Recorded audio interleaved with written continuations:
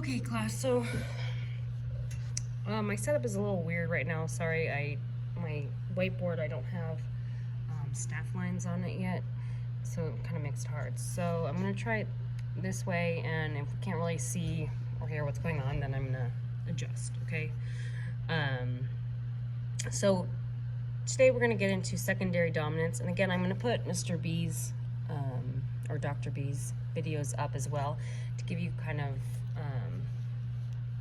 another route to kind of go through this information, because I'm going to be following the book, whereas Dr. B kind of explains it just as a thing, not necessarily going through a book, okay? So just to kind of show you our week, we're going to start out with talking about what secondary dominance is, okay, and we're going to be going to the 5 chord, and then we have different examples that we're going to go through, and then we're going to have a try it, okay? So this is going to be due on Thursday morning, and we're just talking about 5 to a 5 chord, okay? And I'll explain what we're talking about when we're talking about secondary dominance here. Then later in the week, we're going to get into writing and resolving secondary dominance and secondary leading tone chords, okay? And what that looks like. So there'll be another tryout that's due Monday morning. And then for the last thing, we're going to get into secondary function chords in dominant expansion, okay? And again, we have try it 3 over here, okay? So, and we'll basically be kind of writing these 5 of 5 chords and a leading tone of 5 chords, okay? So, again, I think Dr. B's video is helpful because it explains what, in general, how you would do a secondary dominance it could be of any major or minor chord, okay?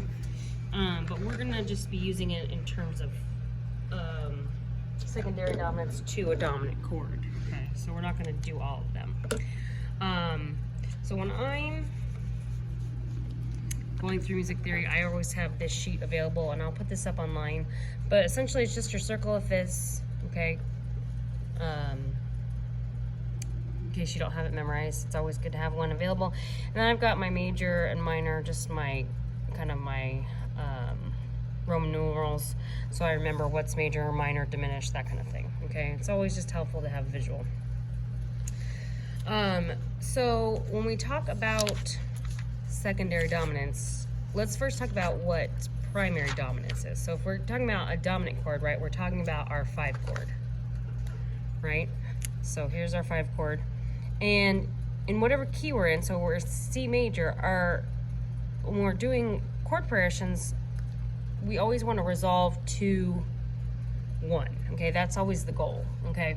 And Dr. B talks about how the main reason for this is because of overtones that your brain hears when we're playing music, and so that's just always the goal, or what we're hearing a 5 chord above our 1 chord in the overtone series, and so we always want to resolve back down to 1. With secondary dominance, we're actually talking about kind of like a mini modulation. So let's say we're in the key of C, okay? We're in the key of C, we're going along, and all of a sudden I have non-chord tones, and I can't really figure out what they're doing, but then I have what sounds like a resolve to 1. And what happened is I took the dominant of like a 2 chord or a 3 chord and used that dominant to then go to the 2, so then it sounded like 2 was resolving, even though I'm still in the key of C major, okay, if that makes sense. So, unlike modulating though, I'm only going to do it for 1 or 2 tones. I'm not going to stay in that new key, okay? So we'll get to modulating in a couple weeks, but just know that this happens for 1 or 2 pitches in a phrase. It's not going to, we're not going to go to a new key and then stay in that key, okay? That would be modulating. So just a couple of definitions over here, okay? So when a secondary dominant resolves, making its chord of resolution seem like a temporary tonic, the effect is called tonicization. When a harmony, like 5, is tonicized, the key of the passage does not change except in a very temporary sense. So the temporary tonic then returns to its normal function in the key progression. So if we look over here, okay, we have our first example. So this is a Wacht auf by Bach. Okay, we're in measure 6 here. We are starting on a 5-4-2 in the key B flat. Then we go to 1, 6, and then 1, and then we have a 5, 6, and then we have this random chord here. Now, if you look at the spelling of it, we have F, A, natural, C, E flat. So we have a natural passing tone here. Okay, so if we look at this chord, we're not going to just think it's a normal like 2 chord, right? Because it has this natural A. So if we look at the next chord, that's a 5. Okay, so when you're looking at your 5 chord, you can count up. So our 5 chord, right, is our B, right? B chord. So B, C, D, E, F. So the 5 of our 5 chord is going to be a dominant, a secondary dominance chord. So we're going to write it like this, 5 over 5, because this is actually the dominant chord of our dominant key, which is the key of, so if you look down here, both methods reveal that the 5-7 should resolve to either a B flat major or a B flat minor as its tonic. Okay. Indeed, both F, A, C, E flat chords in measures 9 through 10 resolve to a B flat major on the next beat. Okay, so we're resolving to this B flat chord, which is it's the dominant chord of E flat. Okay, but again, this is the 5 chord, the dominant chord of the key of B flat major. So that's what we're talking about here. Okay, if that makes sense. Now, when we're talking about dominance, one of the main rules when we're talking about secondary dominance is it has to be a major or minor chord. So we wouldn't see a secondary dominance to a 1 chord because that's just the dominant, so that's a primary dominance, right? So a 5 to a 1 in the key of C would just be our normal dominant chord, okay? So we don't include that. And then we have minor 2, minor 3, major 4, major 5, minor 6. Now, the diminished 7th, we're not going to see. We're going to have, that's going to be something else, and we're going to talk about that on Thursday, okay? What a 7 of another chord would be, so like a 7 of a 5 or a 7 of a 2, okay? But when we're talking about secondary dominance, we can only have it be to a major or a minor chord, okay? So if we're in our minor key, again, we're not going to do 1, and we're not going to do 2 because it's diminished. So we're talking major 3, minor 4, minor 5, major 6, or major 7. Okay, those are the ones that we can do. In the book, again, Dr. B explains how this would look if you did it to any of these chords. In our book, we're just talking about going from doing the secondary dominance of the dominant, which is a 5 of 5. Okay. All right, so when a secondary dominant resolves, making its chord resolution seem like the temporary tonic, the effect again is called tonicization, right? And we're not actually modulating, we're just using this kind of borrowed chord, okay? So here we have it again in Bach's Ermuntern dich meine Schwargast, Okay, so we have 1, 4, 5, that's all normal, 1, 1, and then we have a 5 of 5. Okay, so again, we're resolving to the 5 here instead of 1, but it's going to sound like a tonic resolution because I'm playing the 5 of 5 here. So if we look at our 5 chord in the key of G, right? G, A, B, C, D. So we have D, F, A right here. That's our 5 chord in the key of G. Okay. And then if we count up to our 5th of G, so again, D, D, E, F, G, A. So we should be in the key of D here. Our 5th would be A. So we have A, right? That's correct. A, and then we have C sharp, E. So then it's written as 5 of 5 because that's the dominant chord of the dominant. Okay? So if the secondary dominant is preceded by a 4 chord, then you can think of this chord as a predominant 2 or 2/7 within the tonicized area. So, example 19.3, we have 1, 5, 1, and then we have a 5 chord, and then we have 2, 5, 1. But again, it's all going to be in the dominant. So in this system, the tonicized chords are labeled briefly as though in the key of 5. So this is how you would write it, because they all seem like they're in the key. So we did a few chords here. Again, we're not completely modulating into the dominant key though. Okay. So be careful not to confuse the 1 chord within the bracket with the 1 chord in the tonic key. So if we look, we're in E flat major. Okay, what chord is this? We have B, F, B, and D. Okay, so B, D, F. So is B flat, D, F a 1 chord in E flat? No. Okay, we're in the key of 5 here, so we have E, F, G, A, B. So the 1 chord in B, right, is the B, D, F, if that makes sense. And then a 5 chord of 5, a 5 of 5. So if we're in the key of B flat now, B, D, E, F, G, so we should have a G chord here. F, no, that's F, A, C.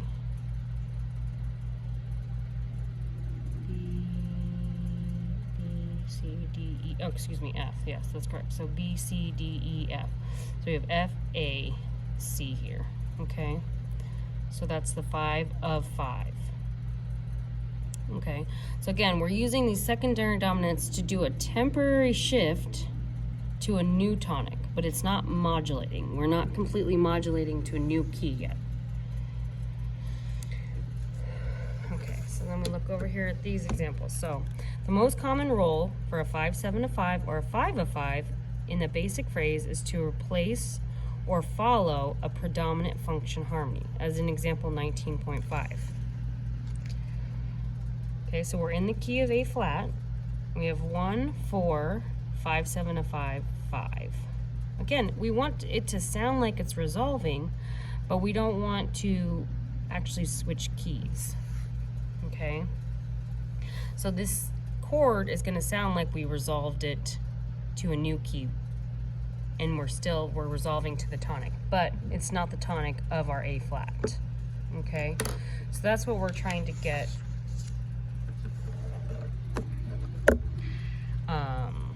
we're trying to understand here. Now I'm going to put some of these examples I'll put up online, okay, but I can't really play them and have it here, so maybe I'll try and do that for next time. But again, I have to kind of get this set up going well.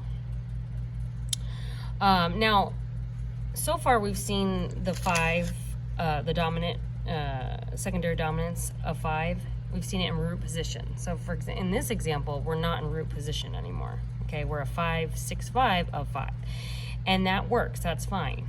Okay, we don't have to be in root position for the secondary dominance, okay? All right, so the book has several examples here, all going through where we have, again, not necessarily just one chord. Here again, we switch to the dominant key, and we have a 5, 8, 6, 4 to 7, 5, 3, and then a 1 chord in the dominant. Okay, so this whole 2 last measures are going to be in the dominant key. All right, so for this example, okay, basically we're going to be writing chords in root position, okay? So remember, you're going to get your circle of fifths out, okay? So for this first example, we're in B flat major. Okay, the 5 chord of B flat major, B, C, D, E, F. So we have our 5 chord here. So you can go through and just write in the 5 chords for all of these keys, okay? For E minor, C minor, A major, okay? So for E minor, right? Again, look at your cheat sheet if you need to, okay? So E minor, we have 1 sharp, okay? So E, F, G, A, B. So we have B here, B, D, and then we have, there's no key signature here, so we need to make sure we include our sharp, okay? All right, so that's our 5 chord. Now we need a 5 of 5, okay? So again, we count up from 5, or you can go down 4. That's what the book was saying. So we have B, C, D, E, F. So we're gonna write a 5/7 chord, F, A, C, E, in the new key. Okay, so if we're in B major, how many sharps do we have now?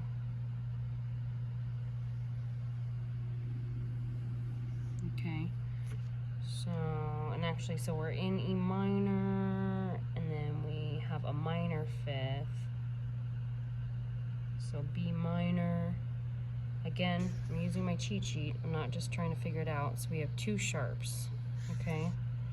So we have F and C sharp. So we have F sharp and C sharp. Okay, did everyone see how I did that? All right, so you're gonna go through and I would go through, write out all my 5 chords. Again, make sure you're including your sharps or flats. And it's telling you here in parentheses what the new key is. So we have B minor here, okay?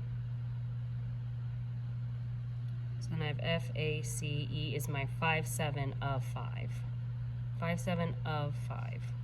So this is the 5th of the new tonic, which is the dominant, okay?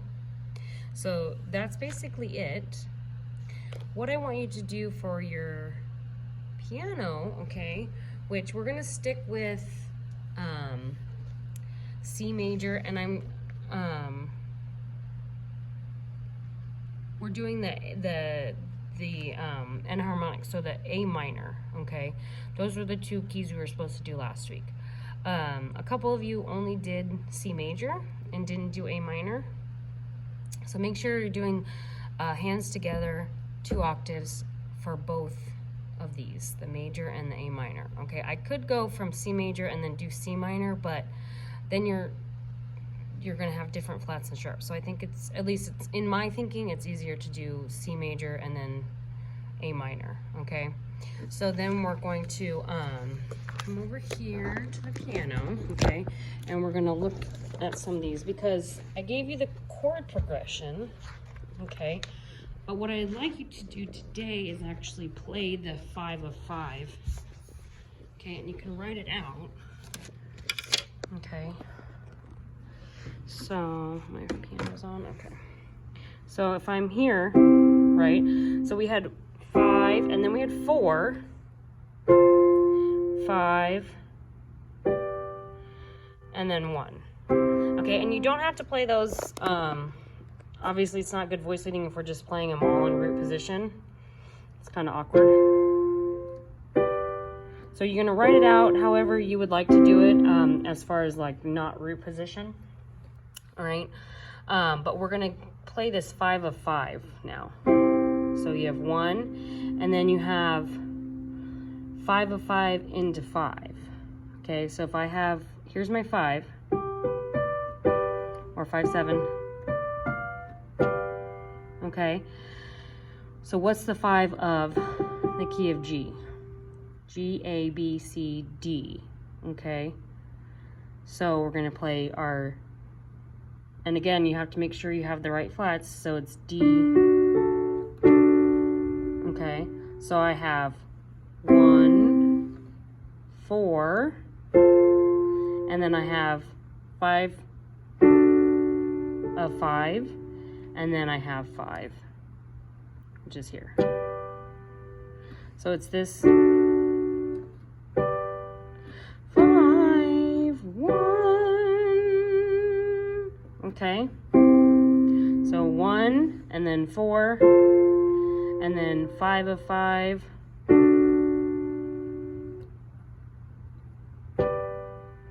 Okay, don't know if you can see that, but again, I'm doing it all in root position right now, but I'd like you to write out chord progression that makes sense to you. It doesn't have to be in root position, okay? And that's what you're gonna play to accompany your scales for this week. And again, we'll stay in C major and A minor, okay? So that way, again, we're kind of using no flats, sharps kind of thing until we do the 5 of 5 though, because remember, you have to do the key of that. So that's gonna have 1 sharp in it. That's why we have our sharp here, okay? Hopefully that makes sense. Again, I'm gonna put this video up and then Dr. B's video, which kind of explains secondary dominance as a general term, not necessarily just following the book, okay? And then I'll try and get some of those examples or recordings up online too, so you can actually listen to them, okay? Thank you guys.